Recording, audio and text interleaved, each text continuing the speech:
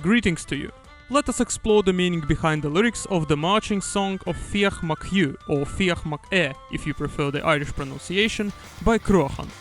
In general, the song tells us about a conflict between the Irish and the English, and one of the many Gaelic rebellions against the royal crown.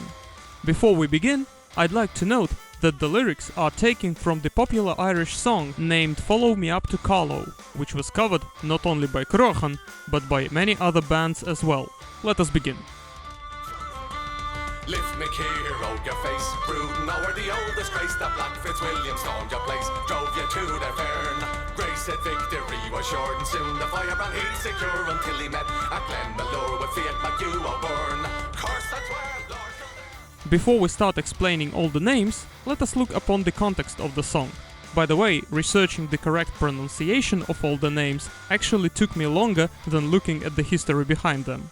Anyway, at the end of the 16th century, some Irish lords grew dissatisfied with their English rulers. The reason was twofold.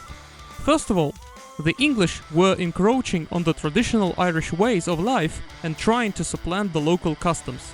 In addition to that, the Queen of England was a Protestant, and the staunchly Catholic Irish were having none of that. A number of years before the conflict, Lord Deputy of Ireland, nicknamed Black Fitzwilliam, evicted Brian MacCahir, another lord. The driven-off aristocrat was left with no means of survival, becoming a bitter enemy of the English. Later on, Lord Fitzwilliam resigned and moved to England, but it is not the last time we will see him in the lyrics. When the rebellion erupted, the new Lord Deputy of Ireland, representing the English, was Baron Arthur Grey, and he was quite sure of his victory. Unfortunately for him, an Irish commander named Fiach MacHugh Og was waiting for him at Glenmaiure Valley.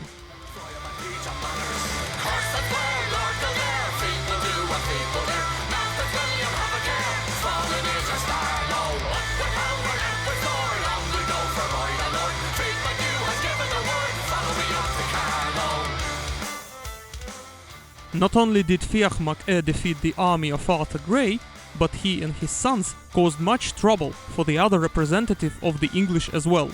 Lord Kildare or Kildare was raided and eventually killed by the Irish. Black Fitzwilliam was away at the time of the battle, but no doubt heard of the events and later returned to become Lord Deputy of Ireland once again.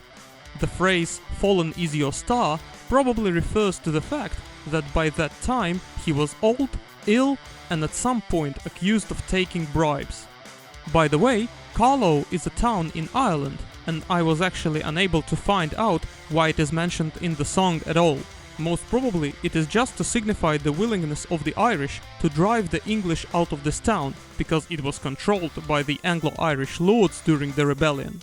So it was an enemy stronghold, and as good as a target as anything else. If you know the actual answer, make sure to leave a comment.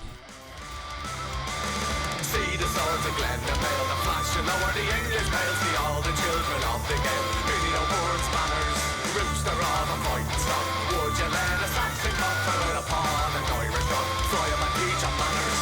Curse that well, Lord Kildare. Glen Imayle is a region that at the time of the conflict was controlled by the Irish. Conversely, the English Pale was a territory under the direct rule of the English crown. So basically, the phrase "the swords of Glen Imayle flashing over the English Pale" means that the Irish are coming for the English and they are entering the enemy's main base of operations.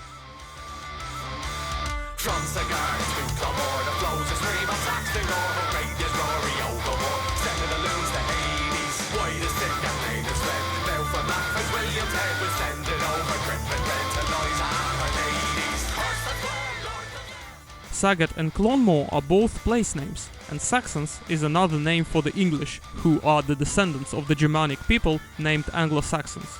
Rory Og O'More was another prominent Irishman, constantly engaged in fighting the enemy. Queen Liza is Elizabeth I, who was the English monarch at the time. Another piece of information I have been unable to find is who the people named White and Lane in the lyrics are, so that's another thing you, the viewers, might be able to help with. To summarize, the song is technically dedicated to Fiach MacHugh defeating Lord Arthur Grey at Glenmaiure Valley, but actually covers a wider conflict between the Irish and the English. All the names mentioned here are either Irish or English aristocrats engaged in a bitter conflict, where the Irish are rebelling against the encroaching Englishmen.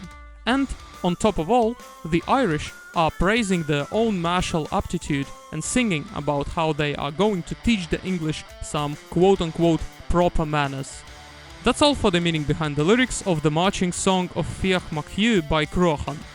All the links to the band are in the description, and thanks for watching.